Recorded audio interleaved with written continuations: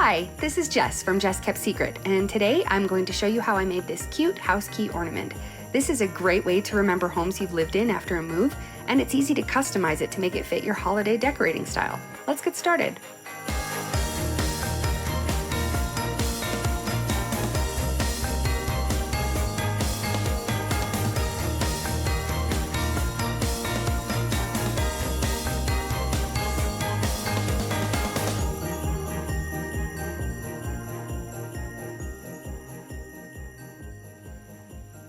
Okay, here's what you're going to need to make these ornaments. First, we've got some clay. This is just some original white Sculpey clay. You can find it at most craft supply stores, and it's super cheap and super easy to work with. But you can use any kind of clay that you like or that you might have on hand.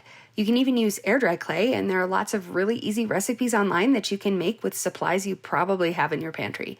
Then you're going to need a key, like this key to our house. And then this is just some saran wrap. The nice thing about saran wrap is you can use it multiple times, especially if you handle it gently. So don't feel like you have to use a fresh piece every time you work with some clay. You can see that I've used this one a few times already, and it's handy to just keep a small piece of it in your craft supplies. You're going to need a rolling pin. Now, they do sell special rolling tools for clay, but don't feel like you have to spend a ton of money on one. You can use anything cylindrical that you might have around the house. I've even used Nalgene water bottles in the past, so really anything. This is a cheap rolling pin I picked up from a thrift store to use just for crafting. Just make sure that you don't use the same rolling pin for your clay that you use for your food. You don't want to mix the two. We're also going to be using some cornstarch and a nice soft brush. This is just a cheap old paintbrush. It doesn't need to be anything fancy, just needs to be soft. And then you'll need some cutters. I've got a few different types of cutters here, and they're all useful for different shapes. This bell jar or mason jar lid is really great if you want to make a circular ornament. If you want to make straight edges, you can use a knife, but if you don't want to worry about accidentally mixing your clay tools with your kitchen supplies, you could also find something fairly rigid, like this extra divider from a bead storage box or something. It doesn't have to be anything fancy.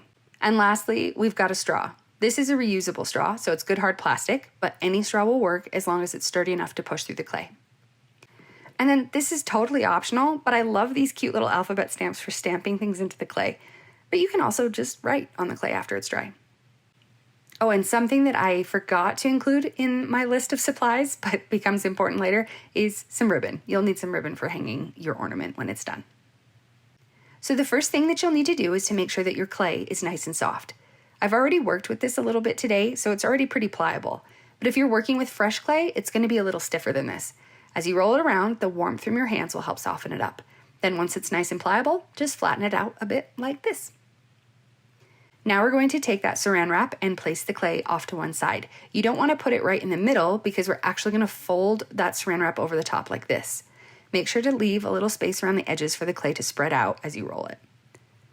Now take your roller and just start rolling it out.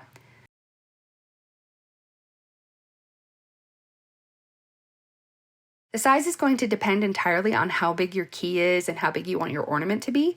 If I were using a round cutter like this and I just wanted an imprint of just the key, that would be plenty big. But I want to stamp my address around the outside, so that's not going to be quite big enough for me today.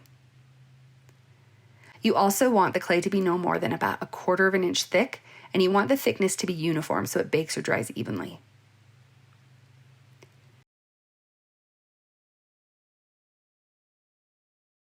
Now here's where your cornstarch is going to come in handy. You're going to take it and just sprinkle a little, oops, that's a lot. You definitely don't need that much. So do as I say and not as I do. Then you're going to just kind of spread it around with your paintbrush until it's evenly coated.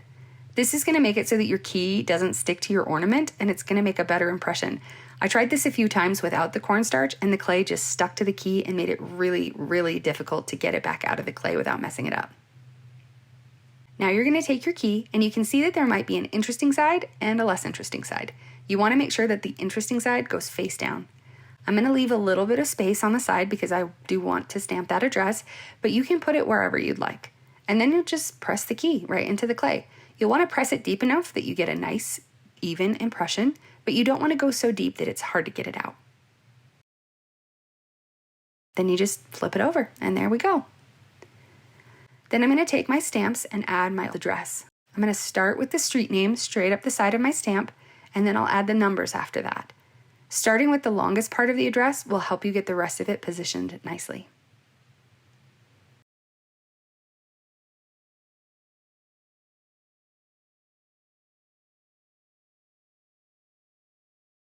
Okay, so now we're going to use our cutter. I'm going to use that straight cutter today to make a rectangular shape, but whatever shape you make, you'll want to make sure that you leave enough room for your ribbon hole. Other than that, you can just kind of eyeball it. It doesn't have to be perfect.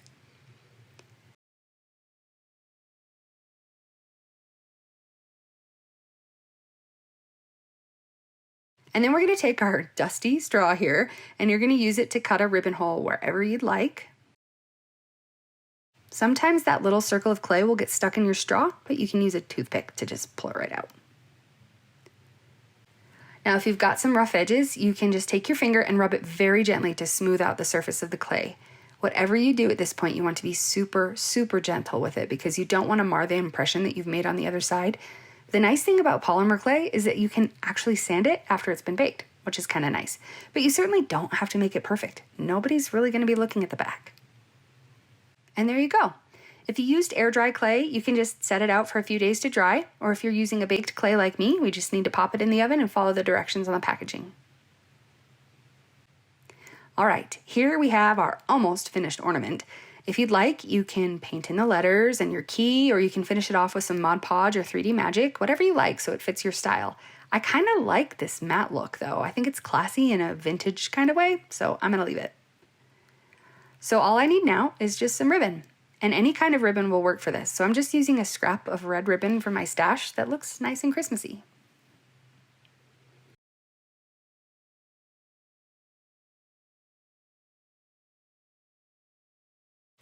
Now, a quick trick is if you just tie a knot right here, when you go to hang it, it's gonna hang perpendicular to your tree. Obviously, you don't want that.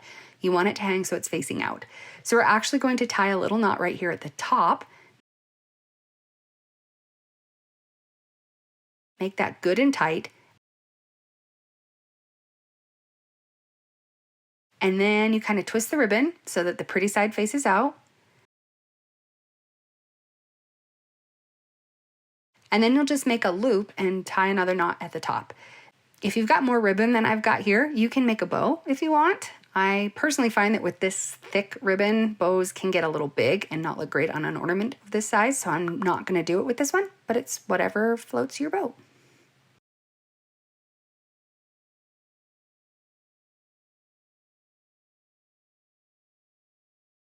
And then there you go. We've got a pretty little house key ornament to help you remember your old home. All that's left now is to hang it on our tree. So let's go down and do it. For more fun memory keeping ideas, be sure to check out justkeptsecret.com. Merry Christmas!